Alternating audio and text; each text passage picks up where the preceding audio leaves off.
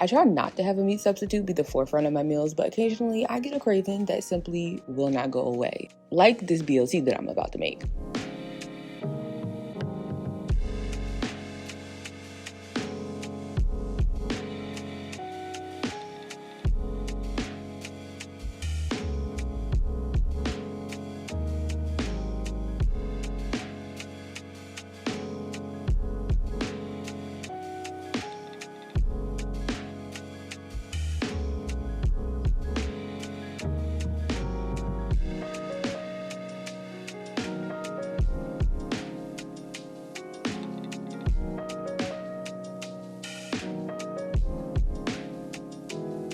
I've made it through not 1, but 2 tins of matcha, so we're opening a fresh one.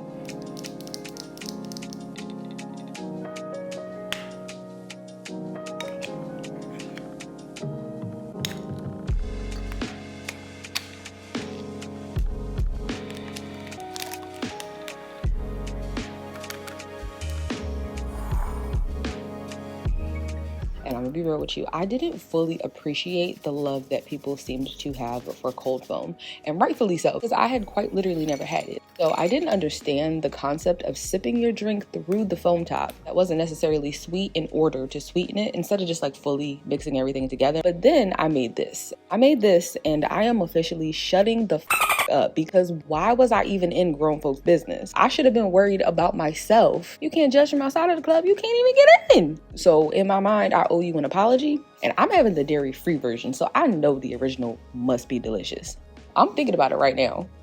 I'm taking the last of the chocolate sourdough and trying something a little different, which I believe is subconsciously inspired by the Dubai chocolate that I still see all over my social media. And because I don't have that long to finish up this dairy-free whipped cream before it spoils. So I mixed that with some pistachio butter and I topped it with mini chocolate chips, and oh my God. So I then decided to try it with fruit, but I think my cherries were broken because the cherries were giving absolutely nothing. It was like chewing a LaCroix. I could smell it, but I couldn't taste it. Like, I don't know what they're doing to the food, but it's getting ridiculous. However, those Japanese fruit sandos, I get it now. Like, I got the texture. Now all I'm missing is the flavor. I'm seeing the vision. I've never actually had one because they don't come in non-dairy options, but now I can make my own.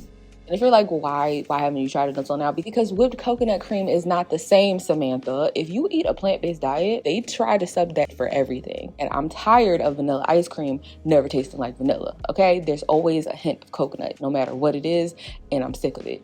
This is me finally using the rye starter that I made in that one video. And the reason for me making a rye starter, by the way, was because I actually wanted to make a multigrain loaf. However, I kept forgetting to buy it. So I'm using einkorn flour instead. And since I've been asking for a cookbook for like the longest, I figured the least I can do is give y'all some ideas in the newsletter. So if you're signed up, you actually already received this recipe. I have a few more drafts ready to go, but I'm also contemplating maybe just go ahead and making the ebook because 1, you asked for it, and because 2, Squarespace does have a ton of options for sales. Like, it can be digital content that you can download, or like membership exclusive videos where I would say make the recipe step by step so that you can follow along with me.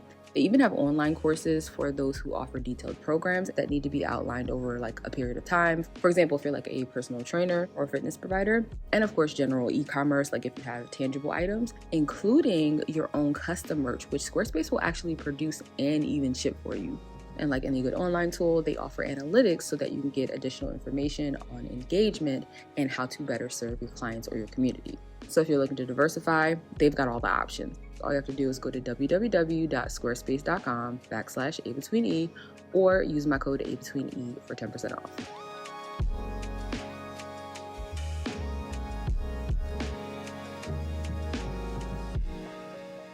Einkorn is quite distinct and it gives it a very nutty flavor. So I thought it would pair well with seeds, and I made a blend of pumpkin, flax, and sunflower seeds, and then I soaked them in equal parts water so that they are hydrated and don't steal moisture from the dough. And if you were thinking that this looks like a really small amount, it is, because I'm also making a mini loaf of bread since this is an experiment.